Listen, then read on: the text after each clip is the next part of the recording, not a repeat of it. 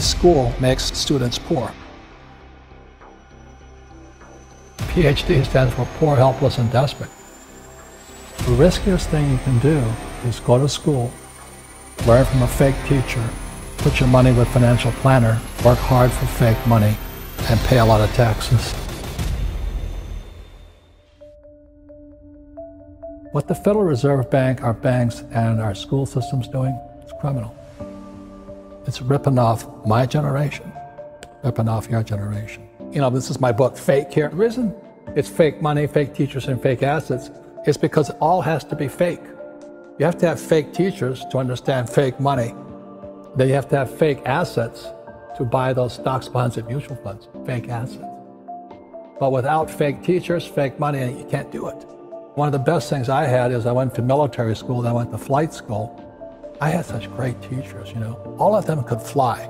You know, so my flight instructor could fly. What a novel idea. You know, a flight instructor can fly. But when I was in high school, most of my teachers were terrified. They're all cowards, you know. Job security, don't make mistakes. Just memorize the right answer and you'll be safe. In school, they compensate for a risk by telling you to memorize the right answer. So in other words, these kids leave school thinking, oh, if I know the right answers, then there's no risk. And it drives old guys like me crazy. Because everybody's talking about millennials. What's wrong with them? You know, millennials are the most highly educated generation in history. They know all the answers, but they're afraid of doing anything. You know, the biggest complaint about my generation is millennials know all the answers, but they can't do anything. And the reason they can't do anything is because you might hurt somebody's feelings, you might make a mistake. You know, and this just keeps you guys just trapped in this little box. Education is more important than before, but you gotta be careful what you're learning. That's why I wrote the book, Fake Money, Fake Teachers, and Fake Assets. Don't listen to fake teachers. Yeah, I have a friend, he teaches entrepreneurship at UC Santa Barbara. And I call him up and I say, how in the world can you teach entrepreneurship? He says, well, I have a master's degree. I said, ask the question again.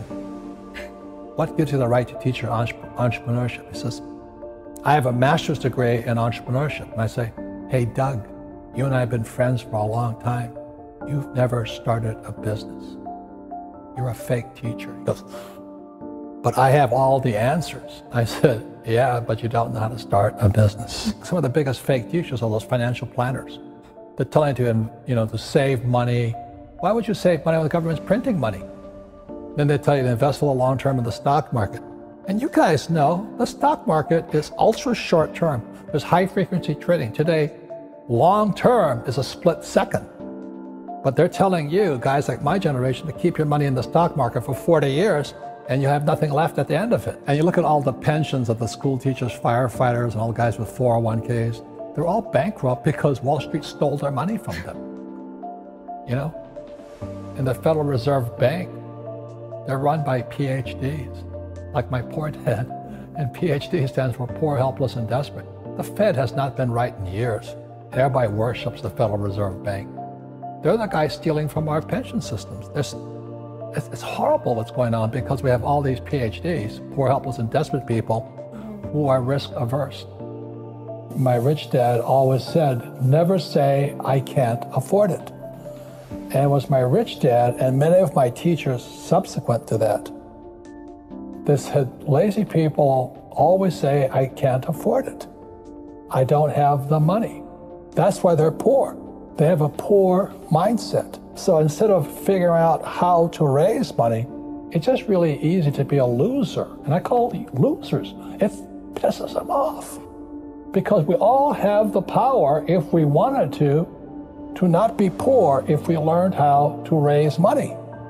My poor dad, my PhD father, he always said to me, he says, I'd be a rich man if I didn't have you kids. And I said, well, Dad, not my fault you had kids, I just can't afford it because I have kids. And the more he said that, the angrier I got. So when I met my rich dad at age 9, he says, well, that's why your old man's poor, because he's lazy. He thinks his PhD is going to carry him. He says, everybody can say, I don't have money, I can't afford it. He says, that's why he's poor. He's lazy. Over my lifetime, most of the projects I've started, I've never had any money. I like not having money because it forces me to think. I get creative. I have to educate myself. I have to talk to rich guys. Hey, how'd you do this? How'd you do that? How'd you do that? And what has happened to me, I just turned 72, I've never needed money. Because if I need money, I figure out how to raise it. It's easy to say I can't afford it. All the poor people say I can't afford it. All the poor people say, well, it's taxed the rich. All the poor people are saying, well, give me a free education, free food, free schooling, free manicures, free pedicures. There's laziness, my opinion. Only lazy people use their own money.